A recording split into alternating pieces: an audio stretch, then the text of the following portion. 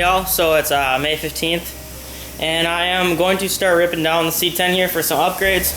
There's some stuff on here that I've been meaning to do the last couple of years. I just haven't gotten to it. Obviously the suspension is probably the key aspect of this whole truck. So what I'm going to do is put in some new airbags, which are going to be some Dominator 2500 in the front and Airlift Dominator 2600 in the rear. The back is just a big old pussy on this thing. The lift anyways, the strength of the lift. So I'm going to put those new bags in. And then also going to need some shock work. So under here now you can see that there is that shock, and it's obviously been getting rubbed on, and it's not really the correct setup. It's extended all the way right here and bottomed out, and yeah, it just doesn't ride that good. So I'm gonna do some upgrades. I'm gonna have to get these brakes redone, different bags, check all the ball joints, tie rods, everything. Alright, so I'm down here working on my truck, and you can see that I just took the shock out. The shock was right here. Just remove this one doesn't rub. So next, I am going to remove the bag, and that's normal for it to be crooked like that when it's expanded. Alright, now there's no air in it, but it's hanging on that bag, which you're not supposed to do, but I'm removing these bags anyways. This one here has a rod that's bolted through the top, so the top usually has one bolt. Actually, the top usually has two bolts, and the bottom usually has one bolt, but this one is the opposite for some reason. I don't remember why I did it like this. And another thing that I need to fix or address is, if you look in here closely, you can see that crack right there. Right there is a stress crack because I had to notch out the part of the frame there for the bag to go through. You can see it's slightly curved, but you want to have more of a curve to it for strength reasons. So I'm going to do that, fix that. So right there you can see where the frame was starting that hairline fracture crack. So what I did was I actually took a cutoff wheel and I made a little V in there. I made the crack bigger essentially so I could get more penetration, get a wider bead on there. So that's how you fix a crack in a frame. Sometimes you got to take out more material and then weld back to it. And then in here there was a couple little spots that were actually separating, so I welded those up, and just stuff that happens over time. And then another thing that I did, excuse the mess, it's a disaster in here, but I took and I put studs in. Just makes it easier when you're trying to throw all this together, because this bag is going to want to have side force when it's expanded, so it's almost impossible to do it with one person.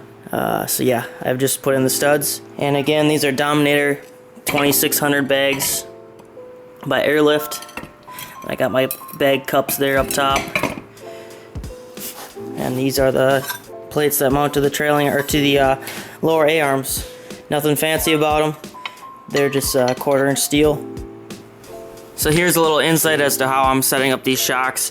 Again, these are a Bilstein 5100 series shock with a dual reservoir system, so the fluid doesn't get as hot because you have twice as much capacity. Anyways, the way I'm setting this up is I have my airbag completely inflated as high as it'll go for PSI, so that in turn brings the A-arm down as low as it'll go in relation to the frame. So now I can just leave my shock fully extended, so I don't have to fight trying to push it down and collapse it and setting it up that way. So I leave the shock fully extended, and then I build my mount based off of that. Now I had an existing mount on here before. It was just straight up for a different shock. This shock is a little bit different. I'm setting it up a little bit different, so I have to do this angle on it. Now you can see I have that spacer that I just cut up and welded on there. That way it pushes the bracket away from the body of the shock enough. Without that, the body of the shock would have hit this. So basically all I did was I tacked this up here with this bolted in, and now I can take this out so it doesn't burn the paint that's on here and weld this up.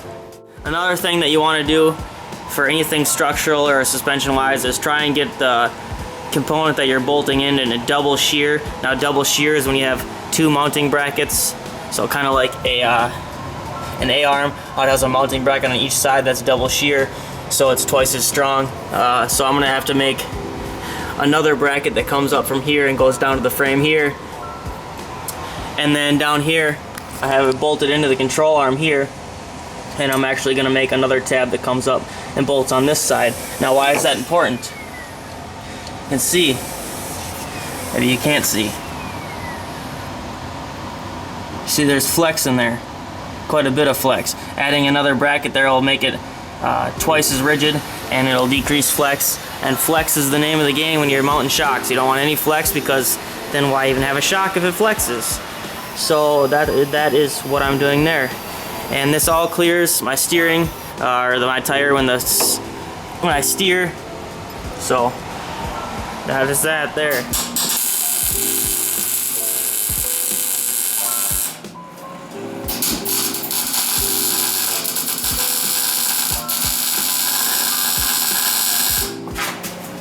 If you look close, the control arm's in the way of my bottom weld on that bracket. Now I can get to it a lot easier.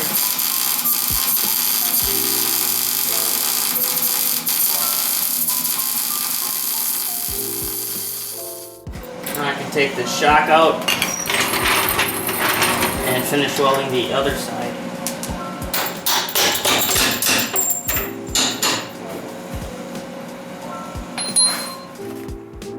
So now my front end is all back together.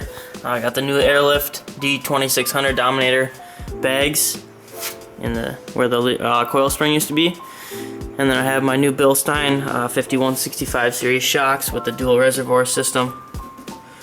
It's all mounted up and it all clears and it all looks good.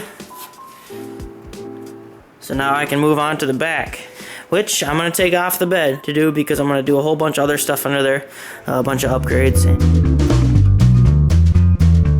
Gonna need some shock work. Jesus Christ.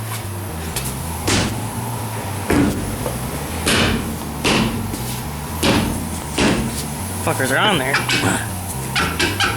I'm trying to take off the tire so I can show you guys. I'm not really cooperating. Ouch, fucker. There it is.